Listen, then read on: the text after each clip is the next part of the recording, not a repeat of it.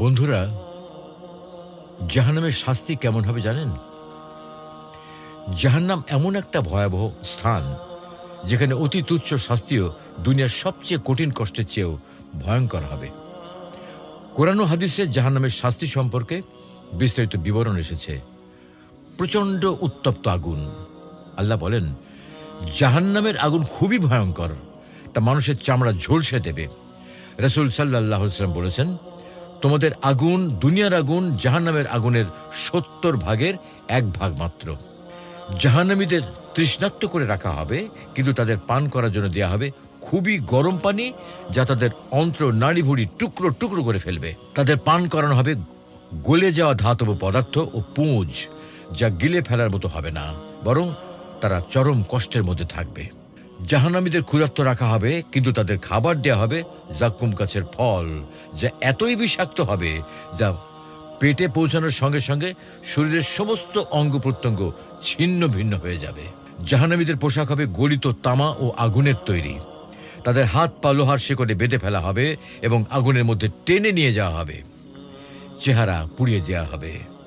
আল্লাহ বলেন, সেদিন কিছু মানুষের চেহারা আগুনে ঝলসে যাবে, তারা হবে হতাশ ও বিপর্যস্ত।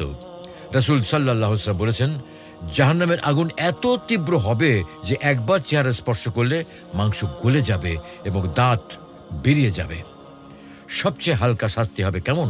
তা হলো আবু তালিব, নবী সাল্লাল্লাহু আলাইহি ওয়াসাল্লামের চাচা, যিনি ঈমান আনেননি, এর জন্য সবচেয়ে হালকা শাস্তি নির্ধারিত হবে। তার পায়ের নিচে অগ্নির টুকরা রাখা হবে, যা এত উত্তপ্ত হবে যা থেকে তার মস্তিষ্ক পর্যন্ত ফুটতে থাকবে। জাহান্নামীরা কখনো মরবে না, বাঁচবেও না। জাহান্নামের শাস্তি হবে চিরস্থায়ী। তারা বারবার অনুরোধ করবে যেন তাদের মেরে ফেলা হয়, কিন্তু তাদের মৃত্যু আসবে না, বরং অনন্তকাল ধরে কষ্ট সহ্য করতে হবে। কিভাবে বাঁচা যাবে?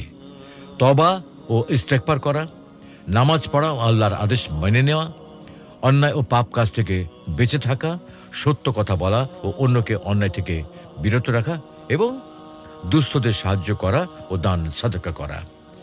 জাহান্নাম এমনই এক ভয়াবহ স্থান যেখানে এক মুহূর্তের শাস্তিও সহ্য করা অসম্ভব। তাই আমাদের উচিত আল্লাহর অবাধ্যতা থেকে দূরে থেকে তার সন্তুষ্টির পথে চলা।